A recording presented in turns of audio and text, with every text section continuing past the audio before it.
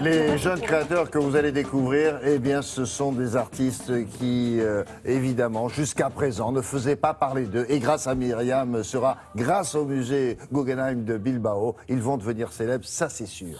Ils sont tous africains. Oui, effectivement, c'est une exposition très pétillante en ce moment qu'il y a au musée Guggenheim de Bilbao.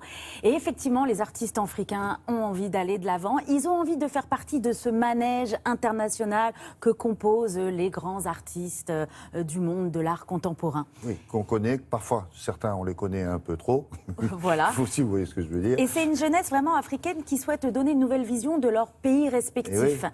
Et alors c'est une jeunesse qui est un petit peu particulière parce qu'elle a les yeux grands ouverts sur le monde. C'est une jeunesse qui est hyper connectée. Il faut savoir qu'il y a 650 millions de téléphones portables sur le continent africain. C'est plus qu'en Europe, c'est plus qu'aux États-Unis. Donc ça a été logique, si vous voulez, pour la commissaire d'Expo de recruter une partie, pas tous, hein, mais une partie des artistes via les réseaux sociaux, tout simplement. Alors c'est un pari un petit peu osé, mais le résultat, ça donne une exposition riche, intense. Il y a tout là. Il y a des sculpteurs, des peintres, du design, de la peinture, de la photo, de la sculpture. Photographes aussi.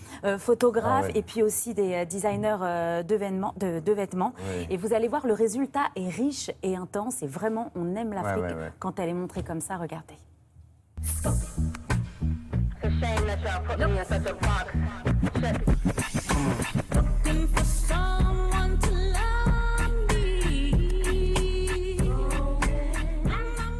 L'idée de cette exposition est née il y a 3 ans.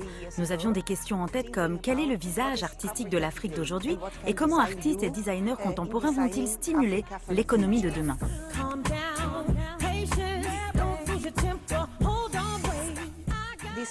Cet artiste kényan travaille avec du matériel recyclé trouvé dans la rue, avec lequel il crée de drôles de lunettes. Des lunettes comme métaphore pour nous dire que nous avons tous une manière différente de voir le monde.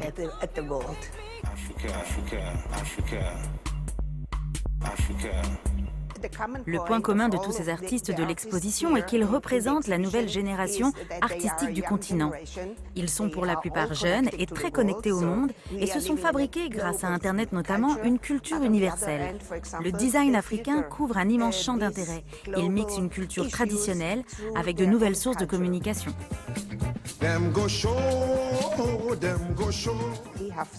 Ces artistes nous offrent un regard neuf sur le continent africain. Leur création propose un avenir prometteur et positif.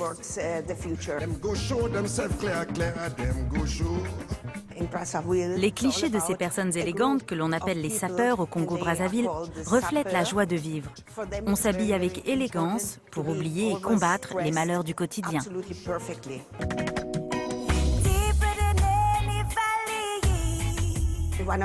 Dans cette exposition consacrée à l'Afrique, nous n'oublions pas de parler des femmes. La mode s'utilise aussi comme moyen pour explorer les frontières entre tradition et modernité.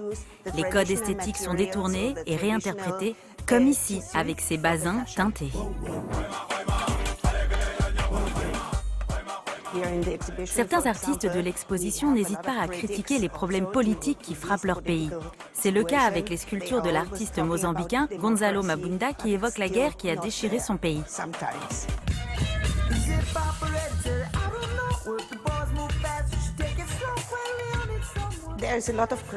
Le continent africain est extrêmement créatif. Les artistes s'affranchissent des notions conventionnelles que l'on peut apprendre dans les écoles d'art, par exemple. Leur travail est très innovant. Leur apprentissage est souvent celui de la rue et ça donne des choses formidables.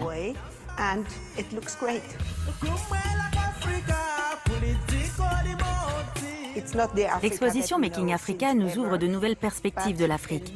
Cette génération d'artistes est en train d'écrire une nouvelle page de l'histoire de ce continent.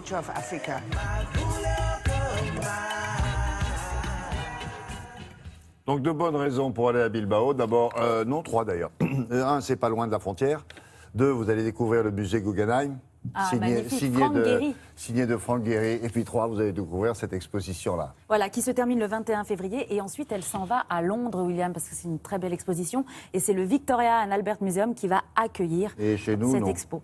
Pour l'instant, c'est pas prévu. Mais si quelqu'un veut, appelez-moi.